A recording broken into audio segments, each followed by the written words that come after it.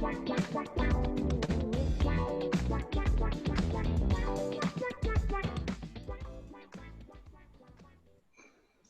morning, everybody. Welcome to our next session of the LSEC CyberSecurity Experts from home.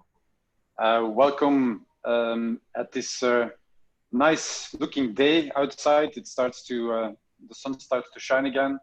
And we are shortly being released from a lockdown. Shops are being opened here in Belgium and in many other parts of the world. Business is picking up. So I think we are slowly but surely getting back to a new normal type of situation, because it's probably not as what it has been a couple of months ago. Not sure how it's going to turn out in the next months ahead of us. What we started is about a month ago with organizing the webinars while our experts are still continuing researching cybersecurity challenges and threats. We wanted to make sure that the opportunity remains for everybody to participate in those, and to make sure that we can get an insight into new developments, innovations, as well as potential ways to overcome the cybersecurity challenges by themselves. Just a couple of words of introduction. My name is Ulrich Salzachs. I'm the Managing Director of LSEC, the organizers of these webinars. We organize these specifically to make sure that there is the community being continued supported through this, as what we have started doing already two decades ago with LSEC. LSEC is an association of IT security companies, mainly. We work with about 450 cybersecurity specialists, organizations, meaning vendors of solutions, as well as system integrators and advisory. We bring those together in different events in the first place, but also in joint activities towards innovation.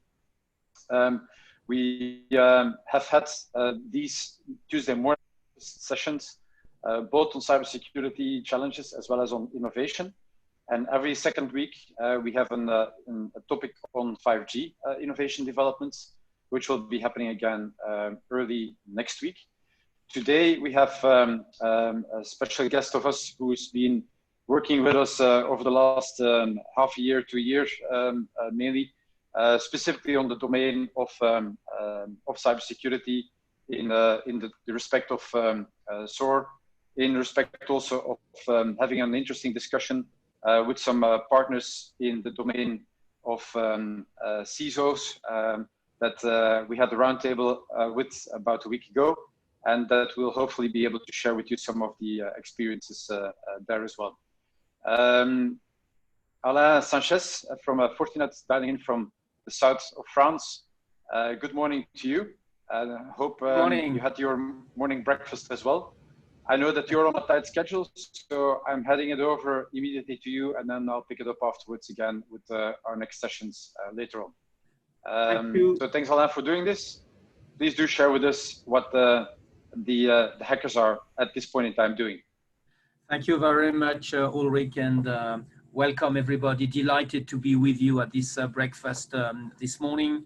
I belong to the EMEA CISO department of Fortinet. I'm in charge of EMEA, and my job is to, on a daily basis, talk to people like you, understand where we are, share best practices around the world, and put that in perspective with the various dimensions of the role of the CISOs.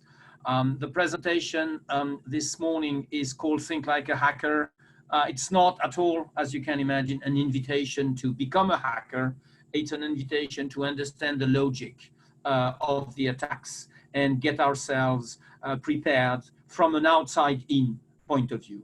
I say outside-in because very often when we contemplate the efforts that we've been making in cybersecurity, we contemplate it from inside out, by construction, and we look at all the various devices that we might have deployed, some of them recently, some of them less recently. We contemplate all this collection, and it could be a lot more than what the slide that I'm showing here suggests. And sometimes we may be tempted to believe that this collection, when it's complete, gets everything covered. And to some extent, it does, with a couple of necessary conditions on which I will come later. But this is still an inside-out view. It's like looking at the fortress from the inside. And what I suggest we could perhaps do for this morning at this breakfast is to contemplate it as it is seen from the outside, and taking into account all sorts of attacks that we've been monitoring over, well, almost 20 years now within Fortinet, and trying to see some components of the attacks, the logical, the mobile, the articulation beyond the attack, and that sets a new light on what we contemplate sometimes as the beautifully crafted, engineered sets of solutions, and see how the rest of the world, the guys that task themselves to crack that, to hack that, to steal information from our system, see it on the side. This is what I intend to do this morning with you.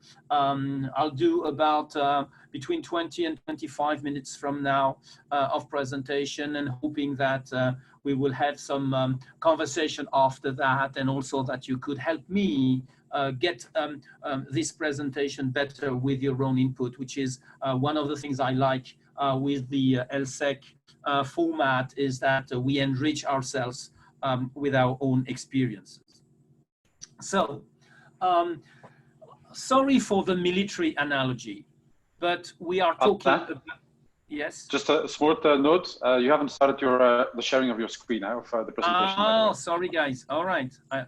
Let me do that now, because I was already on the slide number 3 and you guys were contemplating maybe not the right place. So let me just... We were seeing you, and so you are very animated in any case. Yeah. Where is this? I can't see the dashboard where I can actually share it.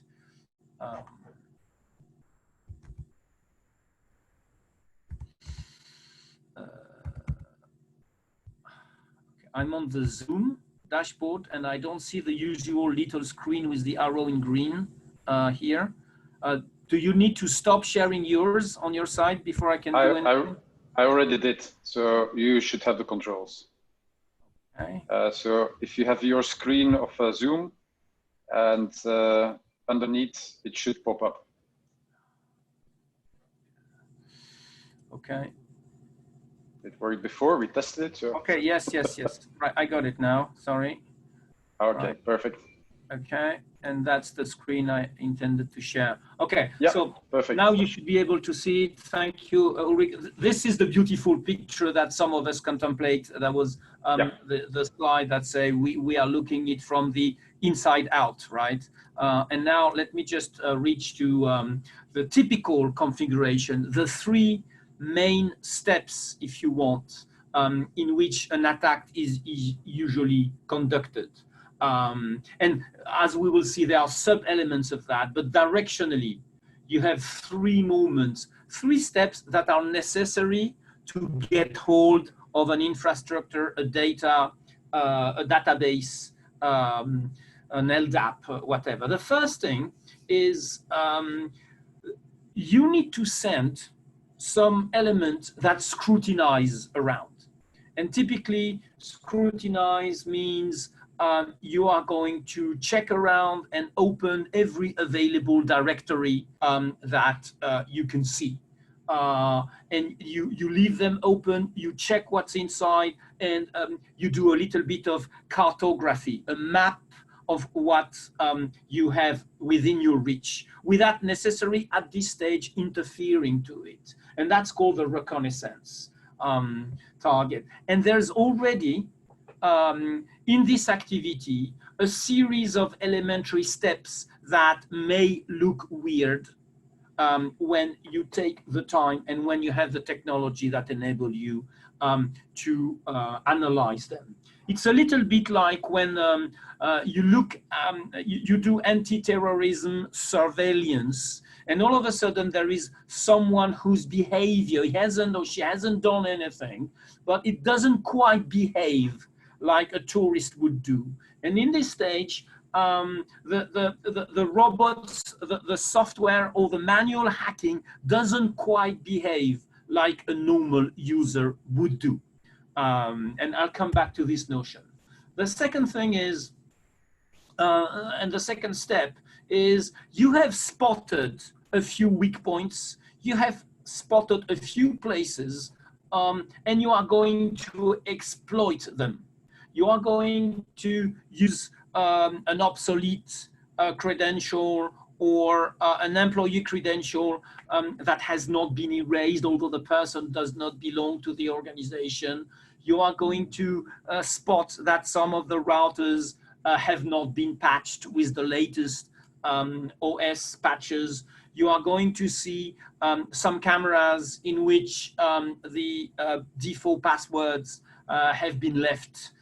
You are going to see some very rudimentary syntax in the password, and that enables you to set foot, enables the hacker to set foot on your ground.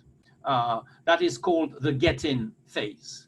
And then once you got that, a series of things that you do in the get-in that enable you to get around, to kind of use that as a springboard, get levels of credentials from the basic ones you may have, get some admin rights, or prepare the fact that you create an environment that you would store somewhere where even there is a rebooting cycle that comes, what has been put in the get-in phase will kind of resurrect despite the rebooting phase, and then you will enable yourself to get around. Just a little sound check. Can you guys hear me okay? Because I had a little network warning on my screen. Is that all right? Yeah, that was a bit of Scrabble, but it seems to be okay now. Okay, very good. So this is the phase, the active phase of the hacking. This is where the assets have been taken or partially or entirely under control, and information or execution of the code, exfiltration, encryption, wild encryption is starting to set foot on your organization and to spread around. Now, the framework that I've been using to kind of model is not mine. It's been developed by a series of organizations that I'm not going to go into details here, that have security in general, not only cybersecurity in their DNAs, sorry.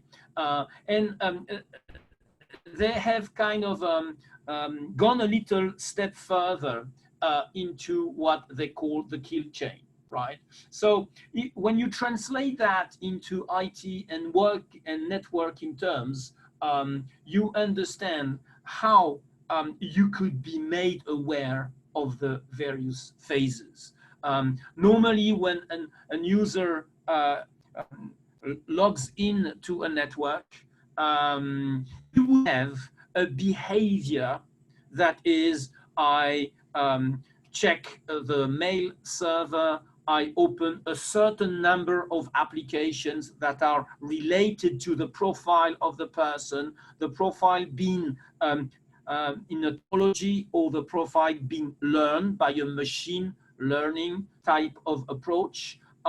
And the moment the reconnaissance and the weaponization of these reconnaissance, the two first phase occur, you can already have in place systems that analyze the behavior of a user, a server, an application, a sensor, and compare it to the baseline behavior that you have learned. So either the learning comes from your own experience, you know that someone in accounting, you're just a human analyst, you know that someone in accounting usually opens between 5 and 7 applications and has a certain pattern of traffic, and all of a sudden you see 100 applications and 200 or 1,000 directories open or accessed by someone whose baseline activity doesn't look like quite that in a normal time.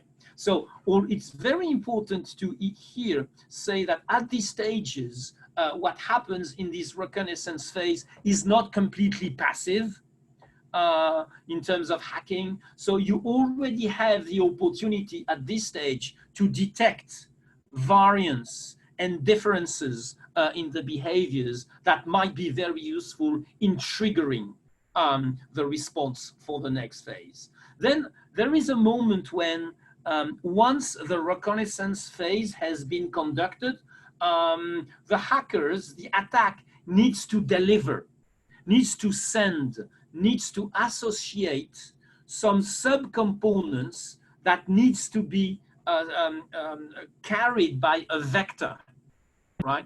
And that can be the moment when, for instance, someone does SQL injection, where you add a little screen to the shake hand mechanism that happens when you do a legitimate SQL server request. This is the moment when some of the credentials that have been learned or have been hacked or have been just seen at the previous phase started to be instantiated.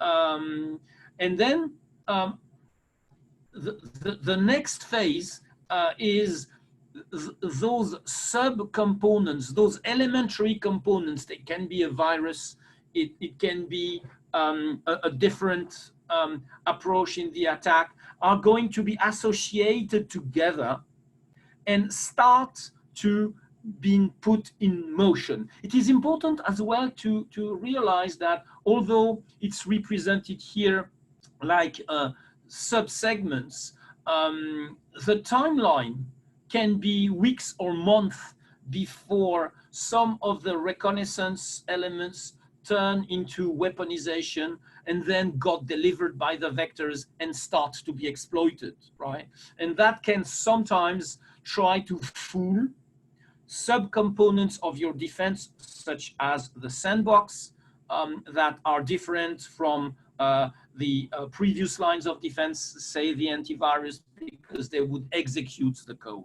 And this sandbox would have been programmed to wait a certain number of cycles just to check whether or not those sub-elements that have been detected at the stage before do translate into being combined.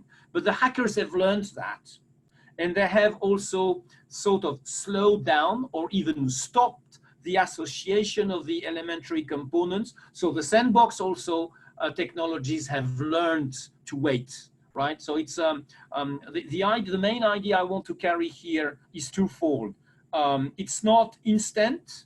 It can be stopped and resurrect, and then the race between cybersecurity and hacking is a permanent race. We learn from the attacks learn from our defense. So bear in mind that you may have the perfect or a good kill chain response for a while. It doesn't mean that what you have is a panacea, right? There is no panacea in cybersecurity, as you know. And then after you have been doing that, you are in the get around phase. This is where some command and control that has been crafted or pre-crafted or prepared in the getting phase start to be actually used either automatically by robots in predefined sequences or a human hacker takes control with the admin rights that have been gained in the get-in phase and starts to use it to have higher degrees of administrations, to start to actually copy and paste and steal or modify and encrypt some of the information. And this is where we see the attack being developed. So in addition to understand this being not instant in time, understand it as not being happening everywhere in your network at the same time, right? So you see here by the chronology aspect and the segmentation aspect that you have ways of understanding faster and isolate. Could it be for a while until you qualify the attack? Could be forever. Some subcomponents. I see too much of rudimentary segmented database network infrastructure, even within headquarters and not reflected into the subsidiaries. Too much applications that are open to lateral attacks. Too much architecture of data that when you enter with one level of rights, you can quite easily go upwards and have other level of rights and reach other distributed part of the data of the same database, whether it's located on the same data center or distributed over clouds, right?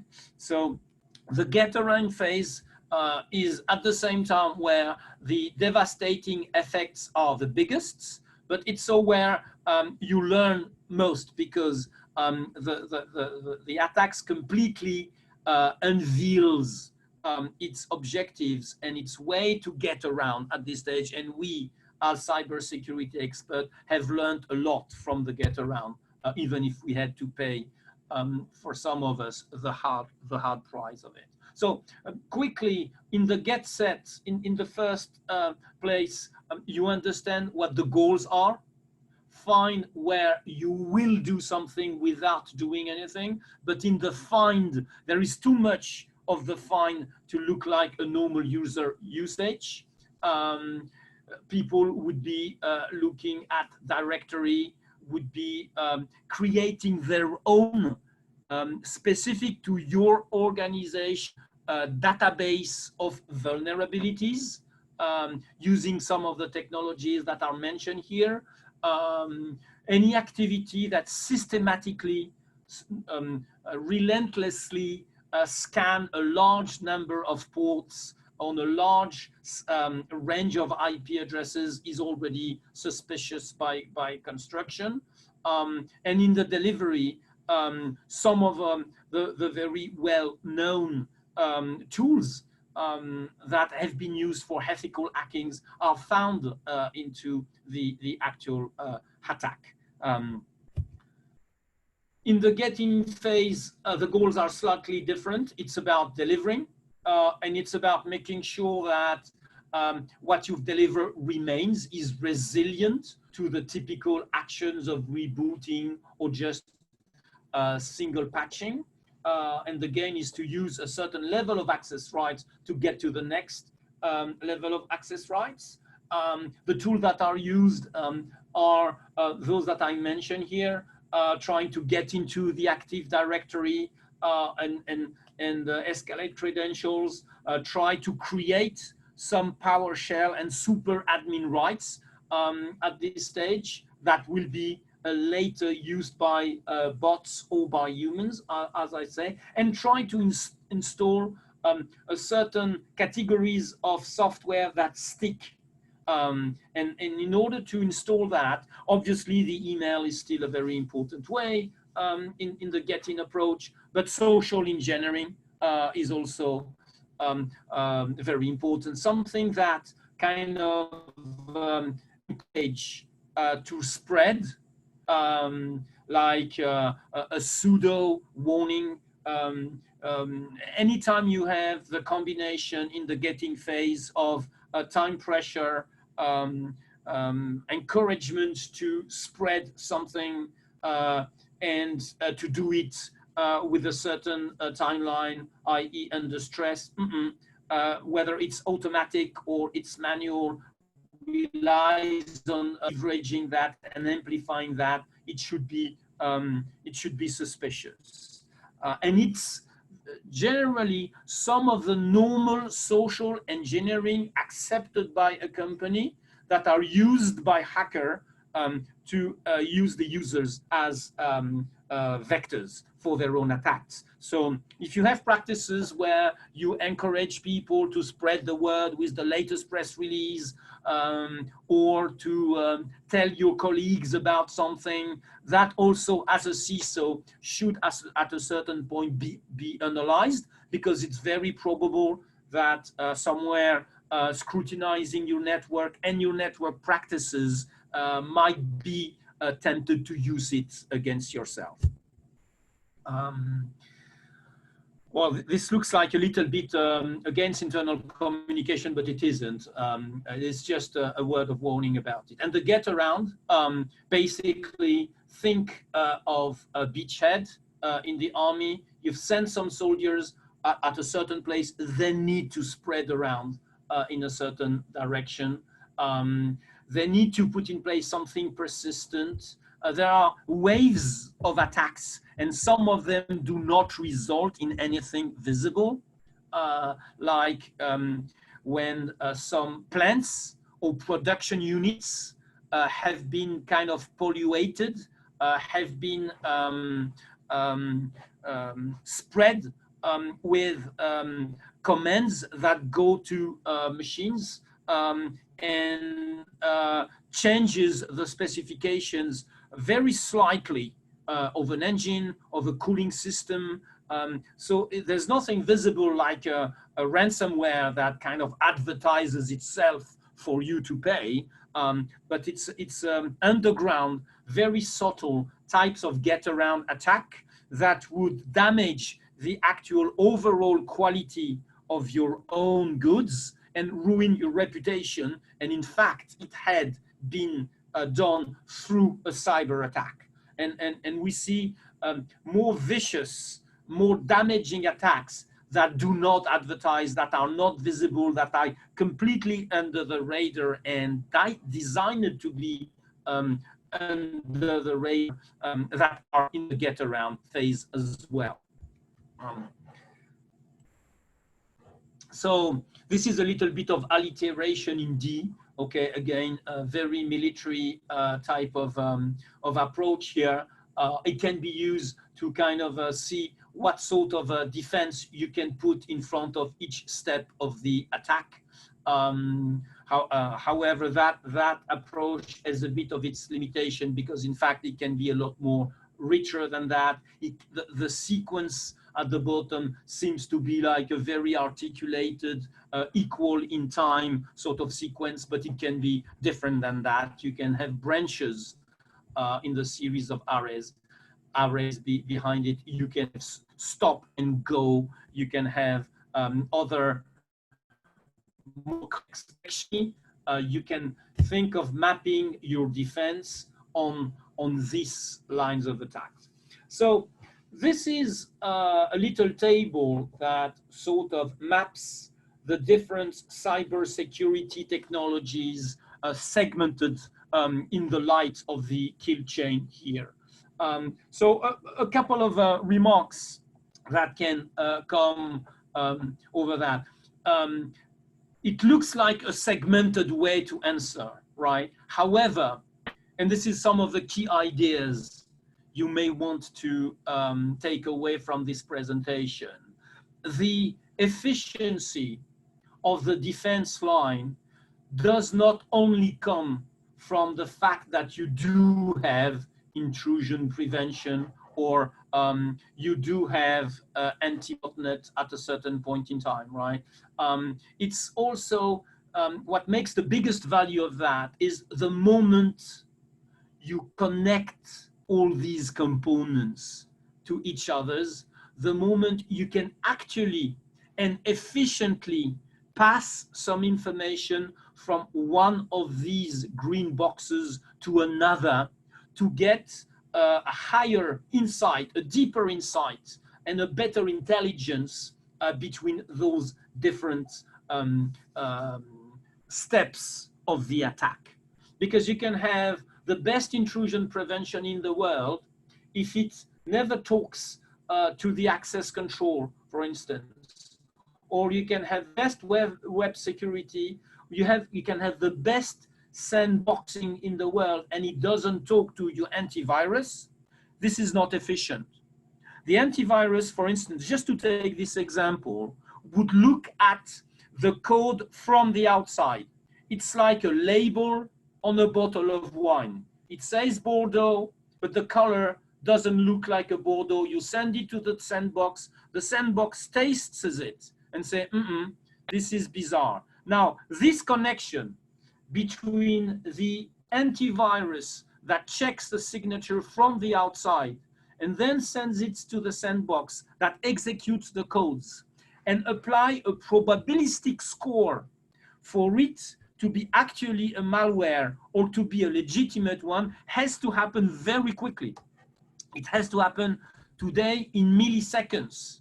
So it is even more important, I would advocate, to have a proper integration of these various elements than to add them to your organization. The management tools needs to be coordinated. That coordination make it perhaps the most difficult thing for a hacker to overcome.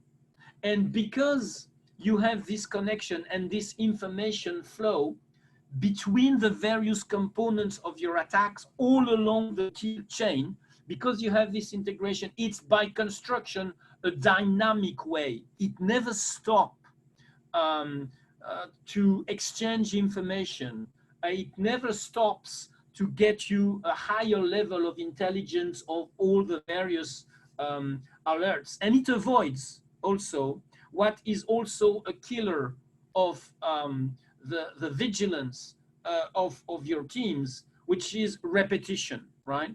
The false alarm, the fact that, for instance, you detect an algorithm of encryption in a certain part of the traffic. If you have too much of a rudimentary analysis, it will be seen as a ransomware, because a ransomware has got, amongst other things, but has got a solid part of it that is about encrypting your hard disk, right? So in that particular case, having a false alarm just because you have a legitimate zip file that contains encryption, then you find yourself into having to deal manually with too much of false positive.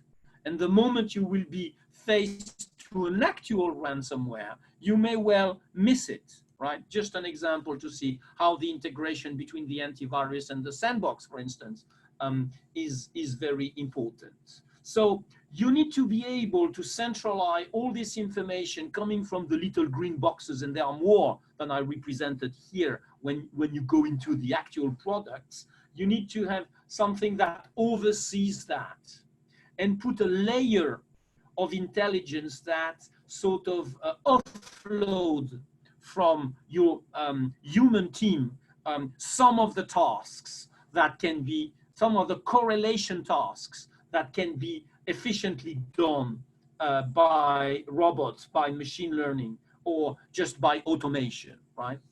And the issue we all have to deal with when we are in charge of an infrastructure is you may have too many of these green boxes. And this green box can not only not being fully integrated, but they prevent each others from working properly.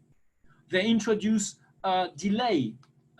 They introduce a very large amount of log file in which you have to tap into for a better understanding. And you have all these various components of your lines of defense that actually, like soldiers that would be fighting against each others instead of fighting against the enemy. And you always have this problem. See, when do you find the time to properly train your staff? When you already have a skill gap, you already have lots of overload, and meanwhile, you have more sophistication of the alerts. So how do you do with that?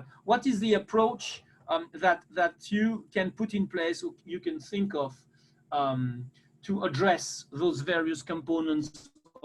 There is one key word that I would like this slide to reflect, is an integrated platform approach. You need to embrace the various steps of the kill chain, of the attack chain, in a way that enables you, yes, to apply those 4 pillars that you can see on the right-hand side, very important, but to apply them in an integrated manner, so that these responses enrich themselves with their own capability to dialogue, and not make the problem even more difficult by adding a level of integration that, in fact, the pure phase of integration may take a larger amount of time to plan, a larger amount of money that you have planned, and a larger amount of internal training that you would have planned. So we call that, in our language, a fabric, which is an intricate network of information that enable those various components that are represented here to offload, to broad, because the attack surface is increasing every day, and to automate the elements of response that can be automated. And I would just want to highlight one key element here, which is the openness, the attribute of openness that you have to put in your cyber security ecosystem. Because when we say integrated, the message that we want to carry here is not monolithic or monopolistic. Holistic does not mean monopolistic. It needs to be opened. But there again, let me attract your attention on something about openness and integration. API is good. API enables various pieces of software to pass information from one to another. But API is not a panacea. You need a higher degree, you need the next stage of API. Because what is an API, for those of you who have actually seen one? I could compare it actually to an empty template. Picture yourself a big Excel spreadsheet in which you have the parameters you have to pass. The cells are formatted, so they need to look like that. The moment you have to pass it. This is not, this is something that requires an additional amount of work, which is instantiated the API and make sure that the two information flow of those two pieces of defense can actually, from a timeline perspective, obviously from a syntax perspective, talk to each other. And when they are developed in a totally different logic, you may have all the APIs in the world that does not make the connection between these two pieces of the software efficient from an incident response perspective. So a little word about the API. They need to be holistic. They need to be pre-instantiated. They need to be tested. And they need to be really able to add value in having all those pieces of cyber defenses actually talking to each other. So putting ourselves in the shoes of someone who wants to actually get in a network, in a nutshell, help us to understand. The first thing is, what is it that we have? It's like the mobile of a crime, right? And that varies over time. The value of your company is the ability to associate bits of information that new network has stored or acquires. This varies over time. So you need to be close to the operations to understand where the value is generated and how the value generation increases over time. So it's not a static picture that you have to deal with. It enables you to understand why is it so complex, because it calls for completely different disciplines of attack associated in complex timelines. That obviously there are many different types of devices, and there will be more. The 20 billion connected devices that the Gartner has been promising us for years is actually happening. That defenses can be strong and weak depending on how and when you contemplate them, and particularly when they are under permanent scrutiny by automated attacks in nets. What sort of problem you have to solve here? It is always important to map your lines of defense to your own strategy and your own risk curve. What are the risks that you are willing to take?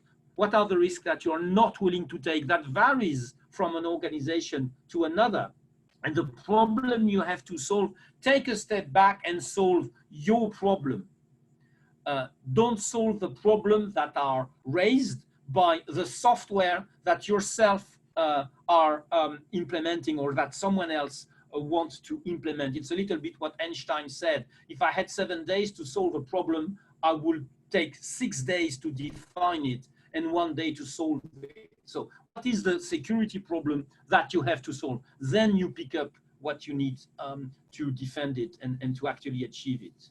And also I think vehicles the idea that you need now to think security as a whole, as a strategy that is mapped and serves your company strategy.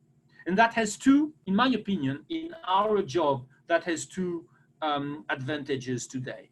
The first one is you prioritize what you need to protect, where the value is the biggest and the risk is the biggest. This is where you have to start. And the second thing is, by doing that, you speak the language of the business, which is the risk. At the end of the day, the stakeholders in the C-level suite have only one job, which is managing risk.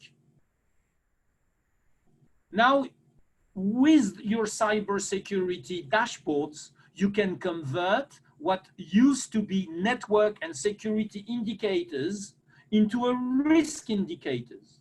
And that is a way, is your ticket into the boardroom to understand the same, expose the various risk curve, the risk factors that are included, that are embedded into your mission of protection, and present options expressed in terms of risk to the C-level executives. And this is how we get our seat in the board, by being able to convert our team culture of network and security into a culture of risk.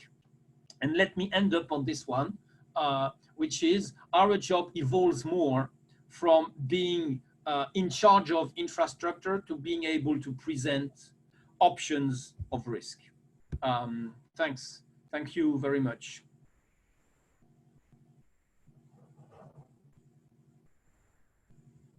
I think you're in mute, Ulrich.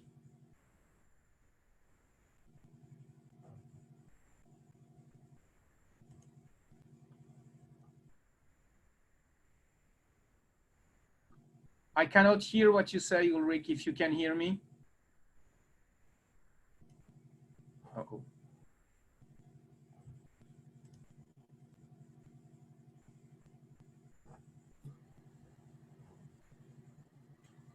Okay. Yes, now I can hear you. Yeah, it's a bit strange that the audio doesn't work for the time being. That's fine. Thank you very much, Alain, for the interesting presentation. Just conscious a bit about time because you only have a couple of minutes left, I guess. We had one question coming in from Torsten Jelinek, who's asking about the influence on AI and machine learning in the future, as AI will alter the cyber-physical landscape and intensify attacks. So how would the AI fit actually into this play? Yes, let's be pragmatic. Today, the part of AI that is used in cybersecurity is machine learning. I can think of 2 or 3 examples. The first one is behavioral analytics, the one I was mentioning earlier on. You need a certain time for your machine learning algorithm to do a typology of your users that are specific to your activity.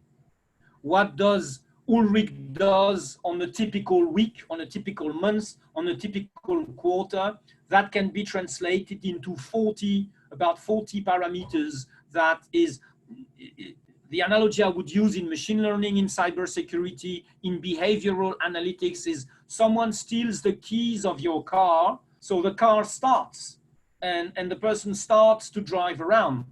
But someone sees the car and says, it doesn't quite look like daddy driving his car like that. So the way the information system is stressed using credential can be mapped and compared to a baseline, and any difference between the behavioral and the actual can be flagged and acted upon. The second thing is to detect the subcomponents of a virus or a malware before they get associated and turned into a malware. So in this case, it is neural network where you have elementary steps that recognize, that are specialized in recognizing a certain type of activity. For instance, I mentioned encryption, and give a score to that. And then it gets to the next node. This is why it's called neural network, that applies a different test. And the overall score of these elementary checks end up into a final score. And this final score is compared to a threshold. And from this threshold, an action automatically is taken or not taken regarding an incoming traffic, right? So where is machine learning? Where is intelligence here? It's the moment you change from a pure Boolean logic, if that, then does that, check this, and if not that, then do that. There's no machine learning yet there, right? This is just Boolean, a series of Boolean tests. The moment it starts to become intelligent or learning is that the respective weight given to any of these elementary checks is modified dynamically against a tank of experience and an actual result.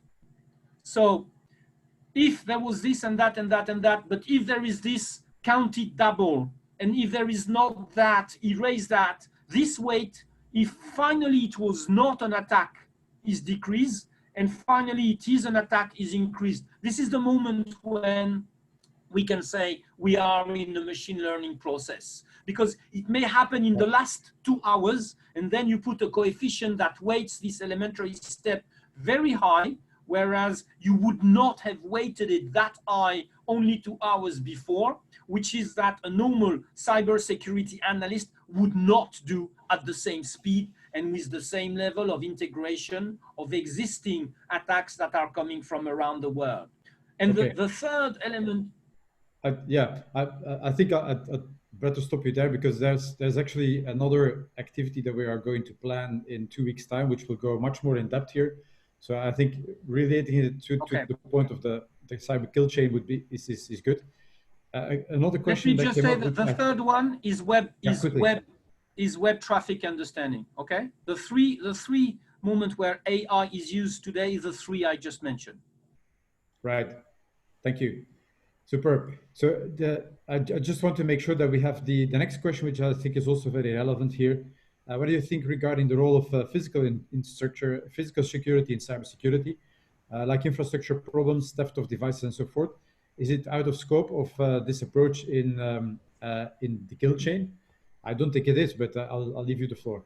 No, absolutely right. It is not out of scope. I see too many of attacks that have succeeded for lack of physical security, or if not lack, an ability to correlate some incidents in the physical world with some incidents in the logical world. So yes, I think it's very important to connect those two disciplines, the cyber security and the physical security. Absolutely agree with that.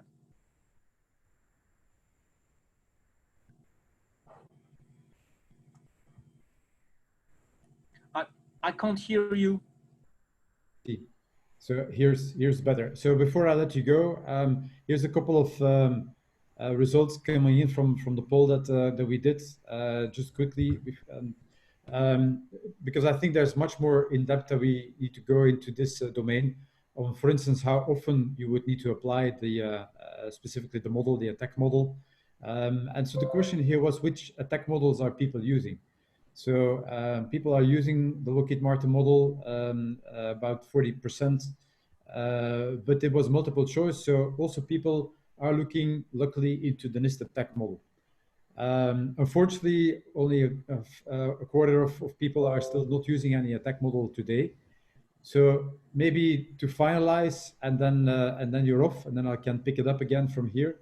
What would be the real advantage of companies in trying to apply an attack model from either a strategic or a tactic or an actual operational perspective? Holistic view of the attack all across the kill chain and not be focused on only one part, let's say the get-in phase. And the second thing can be used internally to explain the why to the users. Because it is self-explanatory when you see the attack chain and how important it is to take some of the measures that can be seen as frustrating, more response time, perhaps more complicated authentication processes, more segmentation. You could use this server, you cannot anymore. But when you put that in perspective with the kill chain and you explain you have a better buy-in from the users themselves. Excellent. Thank you very much, Alain. Thanks again for joining in. I'll let you go now. Off to India. And hope to see you again soon. Virtually to India, but still to India. Bye-bye, everybody. Thank you for your attention. Thank you. Okay, and so I'll quickly start sharing my screen here again to show you what we have coming up in the next coming sessions, and then we'll close this down as well. So I would say in the next week, as I already suggested, we are going to have another of these series. So next week we'll have a session specifically again on 5G. The 5G session will be, in this case again, together with our friends from Huawei. And then the week afterwards, which I think is going to be interesting, because I think that's really pointing again to some of the questions asked here, is how is AI actually being used today in cybersecurity? So for that purpose,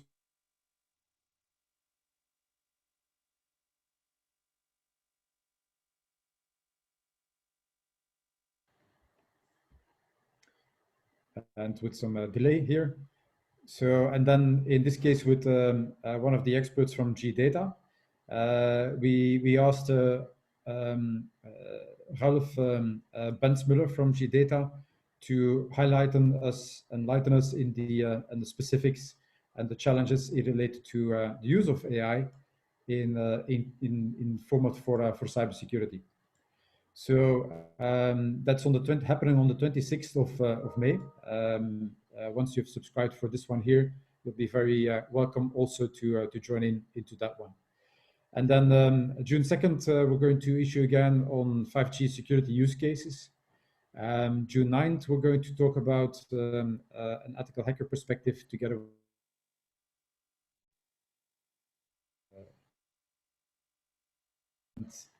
asking one of the best hackers in the world, Inti de Keukelaar, on how an organization can actually discover his weakest link, and that's specifically from an attacker perspective and an ethical hacker perspective.